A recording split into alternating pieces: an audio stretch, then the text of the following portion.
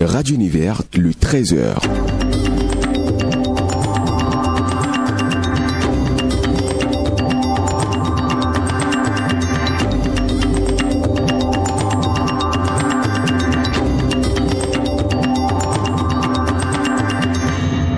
Voilà qui annonce les grandes lignes de la messe informative de la mi-journée de ce mardi 14 mai 2024. À toutes et à tous, bonjour. Au menu de cette édition, l'amphithéâtre Etisala de l'université d'Abomey-Calavi a abrité ce matin une causerie sur le thème « Les différentes professions disponibles dans le secteur de l'audiovisuel, défis et combats contre la désinformation, la mésinformation et la malinformation ». Une causerie animée par Madame Esther Tola, spécialiste de la communication stratégique à l'ambassade des États-Unis d'Amérique du Bénin. Vous aurez le compte rendu dans ce 13h. L'association des étudiants en médecine du Bénin a un nouveau président. L'étudiant Sylvestre Adongoundé est le nouveau responsable de l'AMC. La cérémonie officielle d'installation a lieu à la faculté des sciences de la santé FSS de l'université d'Abomey-Calavi. Plus de détails dans ce 13h.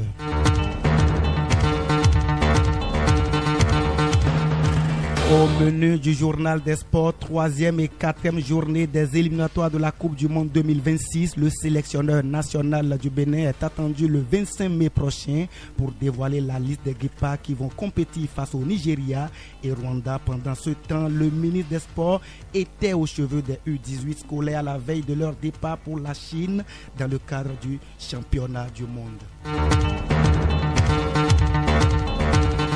Ainsi se présente l'ossature de la première grande édition du journal parlé sur la station universitaire. Tout de suite, les détails.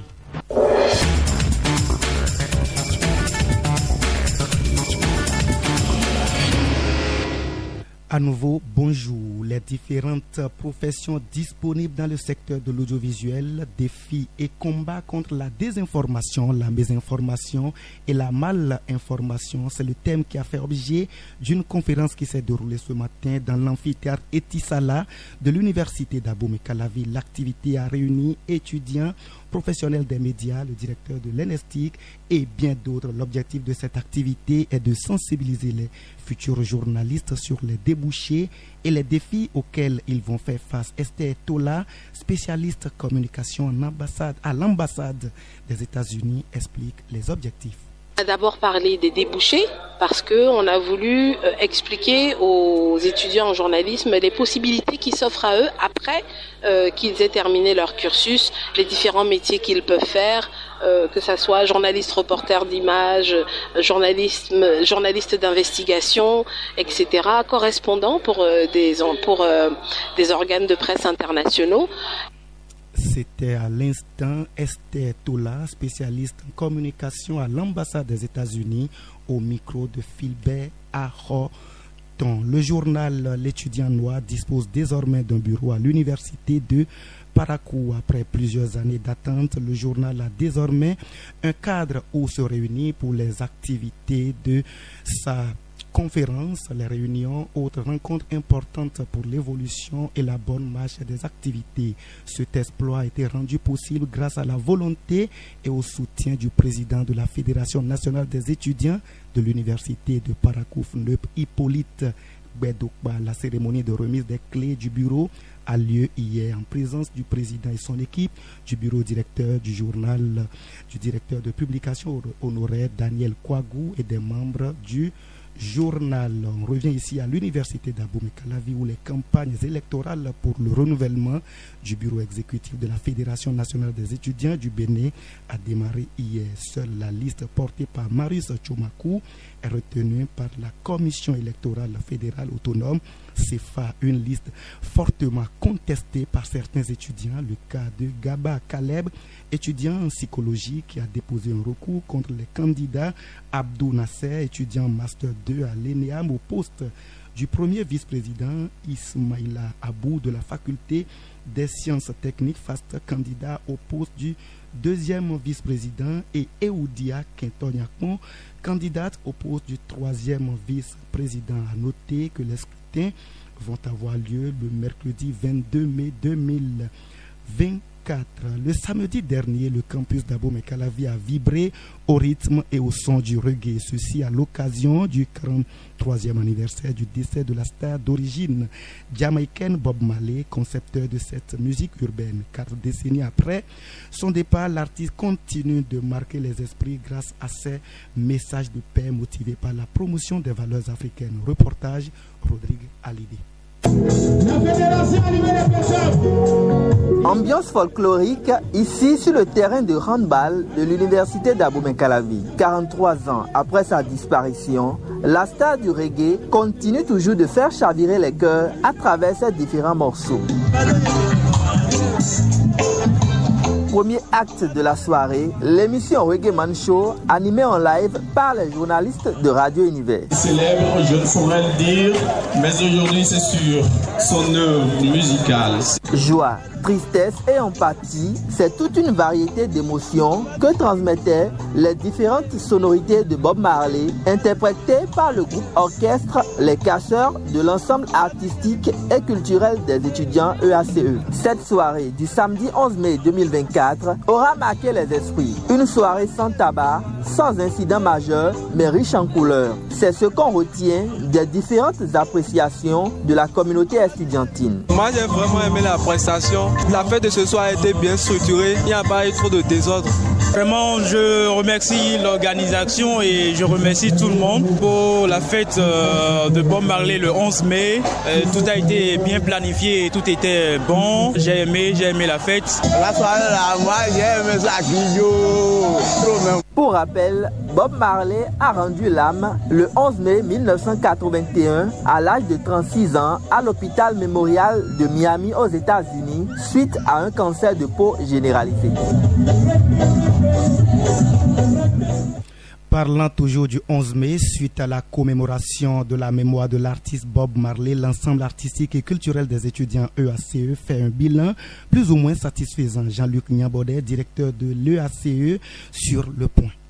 À l'issue de l'activité, on peut dresser un bilan plus ou moins satisfaisant parce que déjà, nous avons pu réaliser les différentes tâches qui ont été prévues dans le cadre de l'activité. Le jeudi déjà, on a pu faire la sensibilisation en plein air sur le terrain de handball comme prévu. Et le samedi, le concert s'est réellement tenu pour le grand plaisir des étudiants et de la communauté estudiantine en général et de la communauté ouest-africaine qui ont massivement fait le déplacement pour pouvoir venir vivre ce concert en live. On peut quand même se satisfaire de ce résultat que l'on a. Contrairement aux années antérieures et comme le constat se fait de plus en plus, la consommation diminue drastiquement. Pour ceux qui ont l'habitude du 11 mai, ils pourront le témoigner eux-mêmes. On n'a pas vraiment vu le jour-là des tiges allumées comme cela se voyait de par le passé. On peut donc se féliciter du fait que la sensibilisation au fil des années est en train de porter son fruit et continuer le combat dans cette dynamique pour qu'un jour nous puissions réellement venir faire un concert du 11 mai sans qu'aucune tige de cigarette ne puisse être allumée.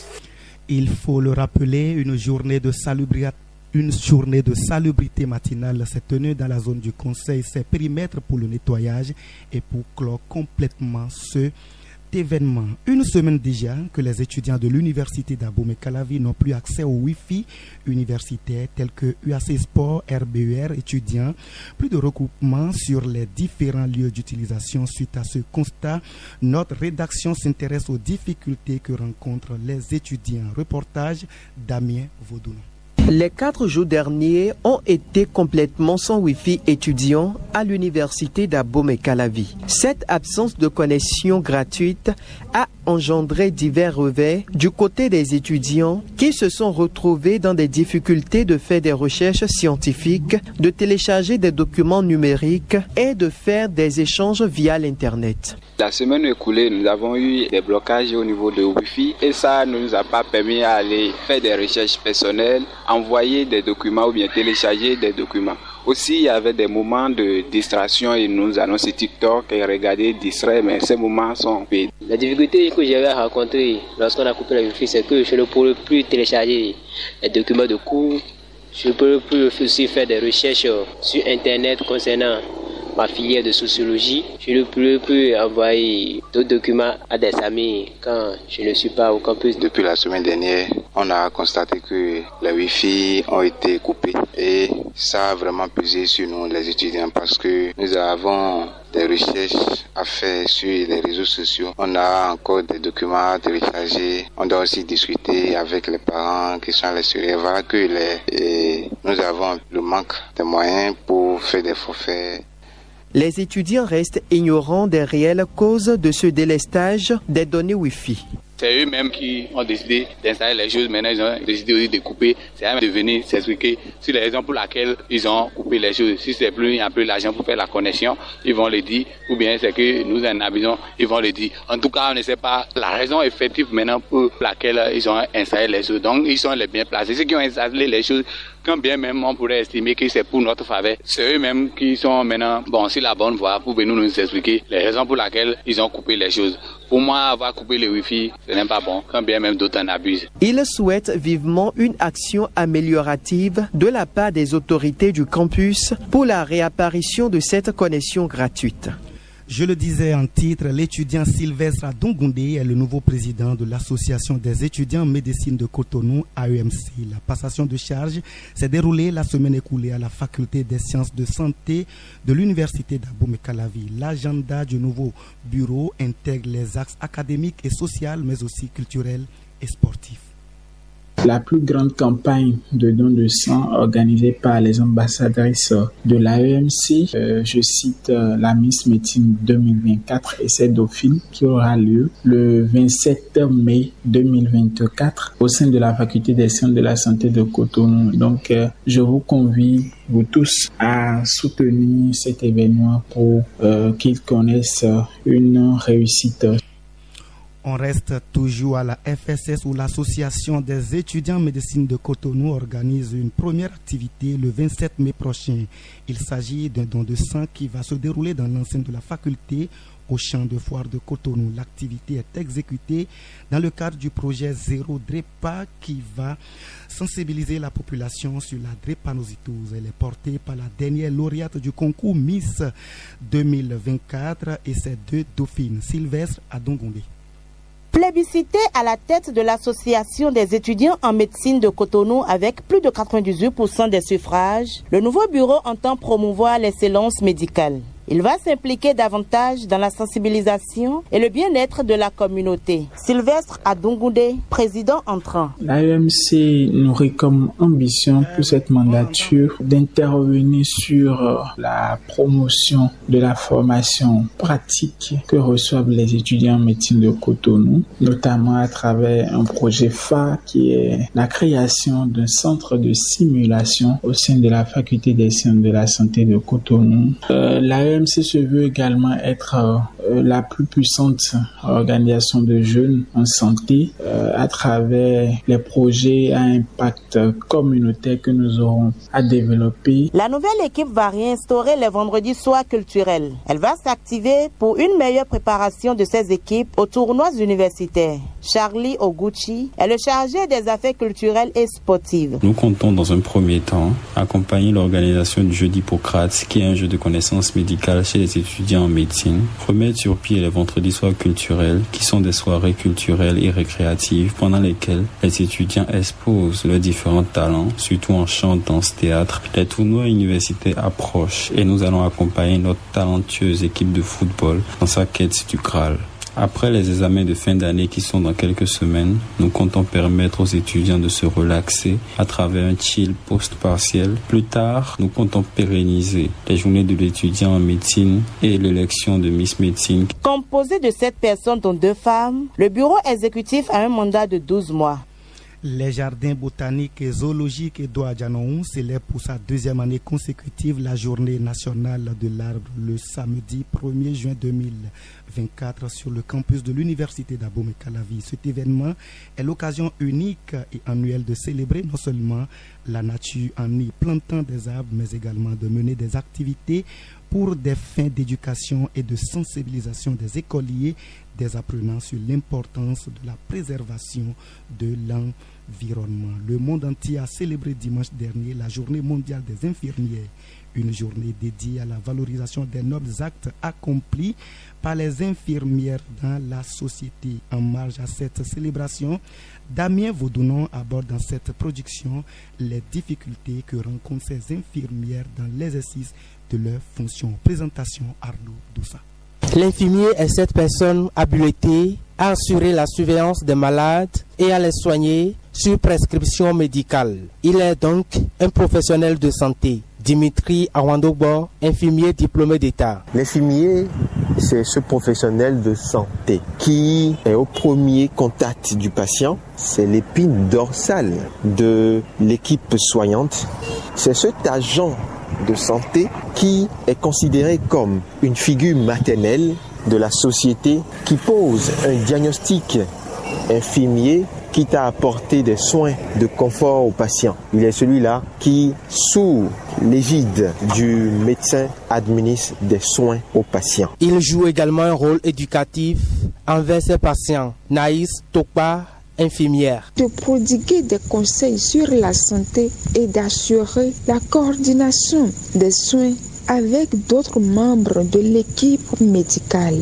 Notons également que l'infirmier joue un rôle éducatif envers les patients et leurs familles. Au Bénin, ces infirmiers sont confrontés à des difficultés de masse. Parfois, ils sont sous-estimés dans l'exercice de leur travail. Manque de reconnaissance de la population avec un salaire désarrois. Dimitri Awandogbo. Les infirmiers sont très peu reconnus par la population. Tout simplement parce qu'elles ne sont pas reconnues. Elles ne reçoivent pas le mérite qui leur est dû par les autres membres de l'équipe soignante. L'infirmier est aussi confronté à des problèmes financiers. Salaire très peu valorisant, ça constitue aujourd'hui des sources de difficultés. Et enfin, l'infirmier aussi est confronté à l'épuisement professionnel. Ces hommes et femmes de santé sont également soumis à des injures de leurs patients, y compris des risques liés à leur santé. Des fois, les malades t'insultent. C'est ça qui est fondamental. Ils t'insultent correctement, mais tu ne devais pas répondre.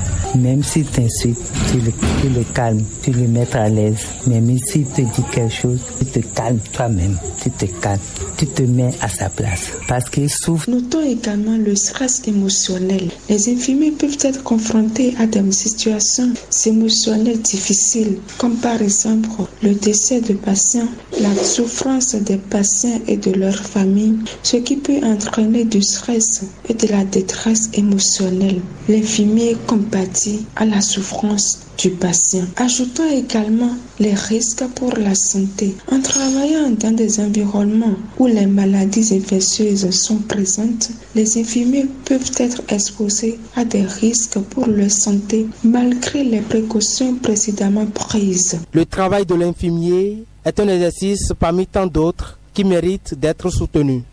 La conférence épiscopale du Bénin, l'Institut des artisans de justice et de paix organise un panel sous forme de débat autour du thème « L'économie mondiale et défis de la coopération internationale dans les pays africains ».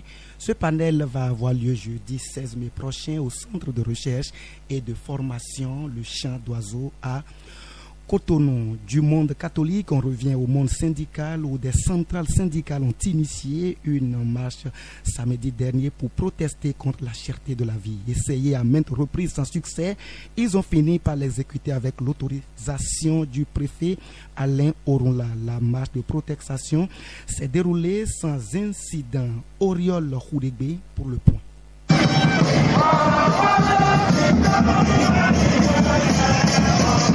La population béninoise a faim.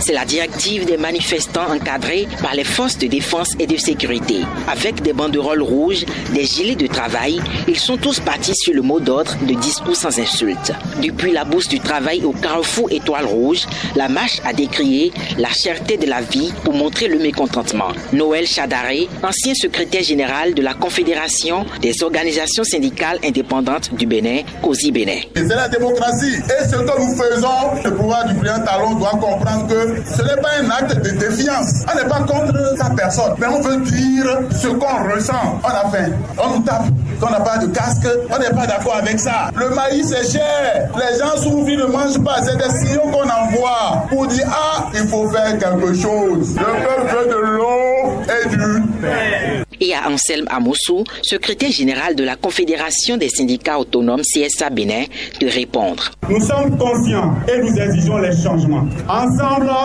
levons-nous pour parler à nos gouvernants. Dans la courtoisie certes, mais dans la fermeté pour un Bénin d'espérance. Dans la déclaration de l'Union internationale des syndicats d'Afrique, la place est faite à l'appel pour une négociation. Monsieur le Président, nous demandons instamment à votre gouvernement d'engager un dialogue sincère et constructif avec les syndicats pour répondre aux préoccupations légitimes des travailleurs. Le gouvernement doit faire preuve de bonne foi en libérant immédiatement les personnes arrêtées le 1er mai. Le secrétaire général de la CGTB a annoncé que le président Patrice Talon convoque les responsables syndicaux pour le 23 mai prochain. Une courte pause et on prend connaissance des informations hors du territoire national.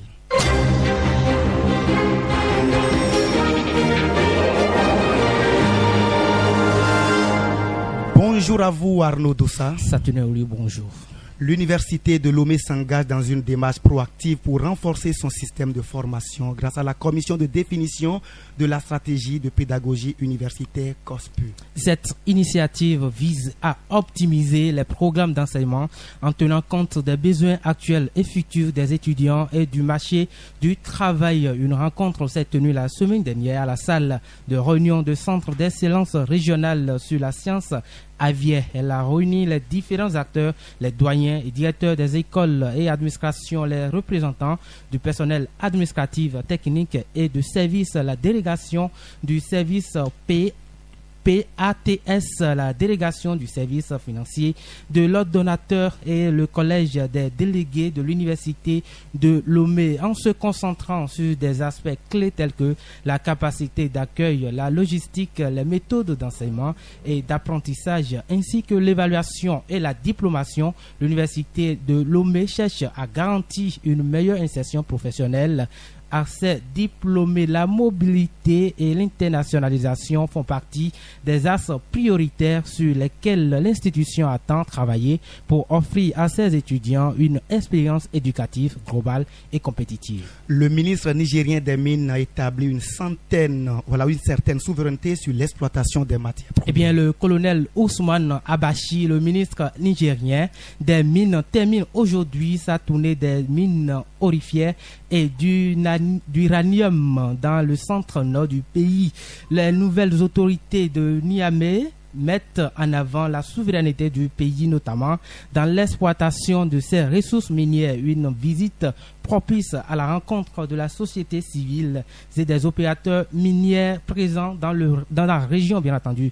Le ministre des Mines a déclaré à la télévision nationale que les dispositions nécessaires seront prises en vue d'affirmer la souveraineté du Niger sur ses ressources minières. Avant cette visite, les autorités nigériennes ont déjà fixé une date pour démarrer ses activités sur le site sous peine de se voir retirer sans permission d'exploitation. Le régime militaire qui a pris le pouvoir en juillet 2023 à Niamey a fait de la souveraineté, notamment dans l'exploitation des matières premières, une de ses priorités.